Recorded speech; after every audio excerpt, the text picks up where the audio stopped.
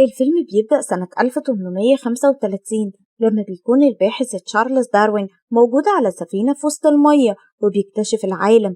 في نفس الوقت ده بيكون في جزيرة بعيدة اسمها جالاباجوس موجود عليها حيوانات لطيفة وغريبة اسمها فولومال، وبنعرف إن الحيوانات دي بتجهز لاحتفال مهرجان الزهور، ومن اهتمامهم بنكتشف إن ده احتفال مهم بالنسبة لهم، واللي بيشرف عليه زعيم الفلومال جيبسون والمساعدة بتاعته مالي. وبنشوف وسط حيوانات الفلومال إد وأخته أب المتخصصة في خراب أي حاجة حلوة، بس كل مرة بيكون غصب عنها، وإد بيكون متضايق لأن كل الفلومال بيتضايقوا من تصرفاتها وبيبعدوا عنها وعنه هو كمان لأنه أخوها. وبتاخد إد وبيجمعوا الزهور علشان يشتركوا في المهرجان، ولما بيوروا الزهور لمالي بتقول لهم إنها زهور وحشة ومش هيحضروا الاحتفال. في الوقت ده بيكون جيسون مجمع الفلومال وبيعرفهم إن الاحتفال هيكون فوق أعلى تلة على الجزيرة، وساعتها بتكون أب وأخوها واقفين فوق الشجرة بيسمعوا كلام جيسون، وللحظ الشجرة بتقع بيهم وجيسون بيعاقبهم وبيوقفهم يبعدوا الكابوريا عنهم وهم بيجهزوا التمثال العملاق للفلومال المصنوع من الزهور. وقتها أب بتشوف والي الحوت صاحبها وبتفضل تشاور له وتقنع إدي يشاور له هو كمان، وبتأكد له إنه مش هيقرب من الشاطئ، بس والي بيفتكر إنهم عايزينه وبيروح لهم الشاطئ وبيغرق المكان بالمية وبيبوظ تمثال الفلومال. وجيسون بيعاقب أب وإد وبيقعدهم على صخرة العقاب اللي موجودة بعيد عن الجزيرة في نص المية. وقتها أب تقترح على أخوها يروحوا يجمعوا الزهور اللي موجودة فوق التل، وبكده جيسون ممكن يسامحهم، وإد ما بيكونش عنده حل غير إنه يسمع كلامها. بس بعد ما راح معاها وجمعوا الزهور الأستاذة أب وقعتهم من فوق التل، وقبل ما إد يرميها وراهم أب شافت زهرة عملاقة وتوقعوا إن هي دي اللي هتخليهم يحضروا المهرجان.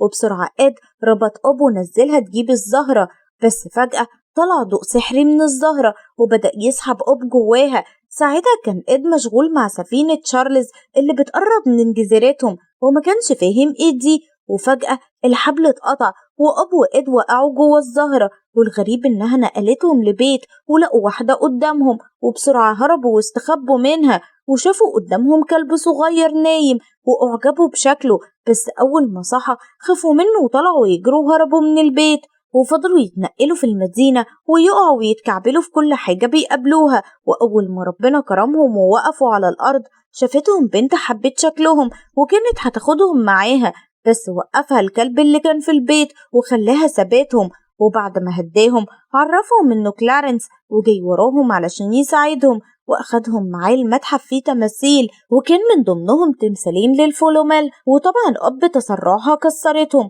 بس كلارنس مهتمش وعرفهم إن ده متحف للحيوانات المنقرضة واللي هم بقوا منهم، وقال لهم إن تشارلز وصل لجزيرتهم بسفينته، بس ده بعد ما حصل بركان موت كل الفلومال اللي كانوا على الجزيرة، وتشارلز ما شافش هناك غير بقايا هيكل عظمية ليهم. وبعدها عرفهم إنهم دلوقتي في المستقبل في مدينة شنغهاي، وبعد ما أخدهم للبيت تاني قال لهم إن تشارلز اخترع زهور تقدر تنقلهم بالزمن وهي دي اللي جابتهم المستقبل. وبعدها أخدهم جوه زهرة ووداهم لعالم غريب اسمه الطرفية الزمنية، حاجة كده لا هي في الحاضر ولا الماضي ولا المستقبل، إنما عبارة عن مكان مليان زهور بتنقل للأزمنة المختلفة، وفي كورة من البوابات بتنقل للزمن حسب الزهرة بتاعته. وقتها فكرت أب إنها ترجع زمانها وتبلغ الفلومال باللي هيحصل وتخليهم يهربوا قبل ما ينقرضوا، وطبعا إد رفض الفكرة لأن الفلومال مش طايقينها ولا طايقين تصرفاتهم العادية، فأكيد مش هيصدقوهم وهم بيبلغوهم بكارثة. ووقت ما كانت أب تحاول تقنعه بوظت الدنيا ووقعت كل الزهور على الأرض، ولما حاول إد يلم الزهور وقف بالغلط قدام كورة البوابات وفجأة اتفاعلت مع الزهور واتحركت وسحبت كلارنس جواها وحدفته في مكان جليدي، ولقى قدامه شخص ربطه بالسلاسل مع الكلاب القطبية بتاعته. أما بقى أب وإد الكرة حدفت عليهم مجموعة حيوانات منقرضة وبيكونوا يعرفوا كلارنس وبيسألوا عليه، فأب بتعتذر لهم وبتفهمهم اللي حصل له وبتقول لهم إنها هتجرب كل الزهور وهتدور عليه وترجعه.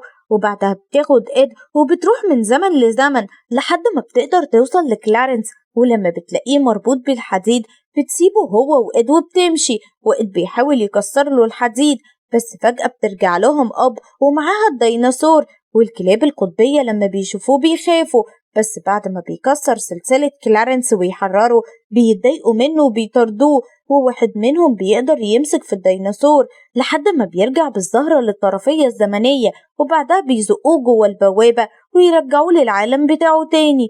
وقتها بيتعصب إد وبيقول لأب إنها كانت ممكن تتسبب في كارثة، ومن الآخر هو زهق منها. ساعتها أب بتسيبه وبتاخد الزهرة وبترجع العالم بتاعها، وعلى الجزيرة بتشوف الفلومال بيحتفلوا، فبتوقفهم وبتقول لهم اللي هيحصل على الجزيرة وإنهم هيموتوا وينقرضوا، ولازم دلوقتي يسيبوا الجزيرة ويهربوا.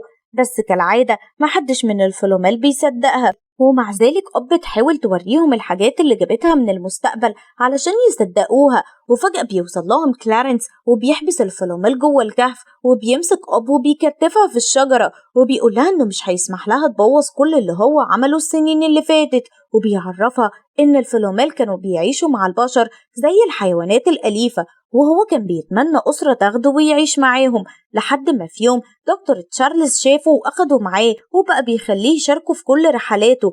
بس يوم ما دكتور تشارلز اكتشف جزيرتهم أعجب بالفلومال هو كمان، وده زود الحقد في قلب كلارنس وقرر ينتقم، وعلشان كده وقع تشارلز في فجوة زمنية وخلص منه، وجهز قنبلة فجر بيها جزيرة الفلومال وخلاهم كائنات منقرضة.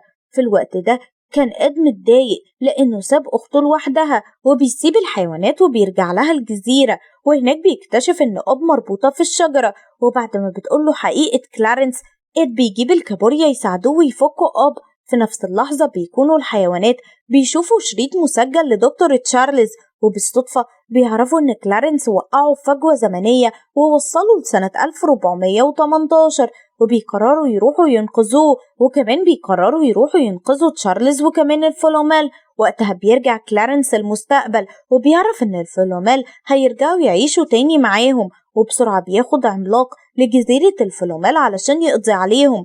بيكتشف إن وإد خرجوا الفلومال من الكهف وكمان بقوا أبطال، والقائد جاسون اداهم مهمة إنقاذ الجزيرة، ورغم كل محاولات كلارنس في القضاء على الفلومال ما بيقدرش، وخصوصا بعد ما الحيوانات بيوصلوا للجزيرة وبيساعدوا وإد وبينزلوا الفلومال من فوق التل، وكمان بيلفتوا نظر دكتور تشارلز ليهم بالألعاب النارية وبيخلوه يشوف الجزيرة. ووسط كل المحاولات دي كان كلارنس مجهز القنبلة اللي هتفجر الجزيرة علشان يخلص منها. وقتها وإد أخدوا زهرتين وعملوا بيهم مجال مغناطيسي ونقلوا الجزيرة كلها بالكائنات اللي عليها لزمن تاني، وبكده بوظوا خطة كلارنس. وتفاجئ تشارلز إن الجزيرة اختفت من قدامه فجأة، وبقت قصة حكاها لأولاده وأحفاده. وبيمر الزمن وبنروح للوقت الحاضر، وبيكونوا أحفاد تشارلز مستكشفين وعلى سفينتهم مكان جزيرة الفلومال، وبيحكوا عن أسطورة الجزيرة اللي اختفت زمان، وفجأة بترجع الجزيرة قدامهم تاني. وكمان بيكون دكتور تشارلز رجع من سنة 1418 وعاقب كلارنس على اللي عمله ورماه جوه زمن بعيد، وللحظ طلع المكان الجليدي اللي وقع فيه قبل كده. وبعد ما الشرير كلارنس اختفى من الحياة عاشوا الفلومال بحرية وبقوا حيوانات أليفة وعاشوا مع البشر بسلام. وبكده بيكون خلص فيلم النهاردة، ونحب نعرف رأيكم في الكومنتات، وما تنسوش اللايك للفيديو والاشتراك في القناة، وياريت تكتبوا لنا اقتراحاتكم لأفلام جديدة.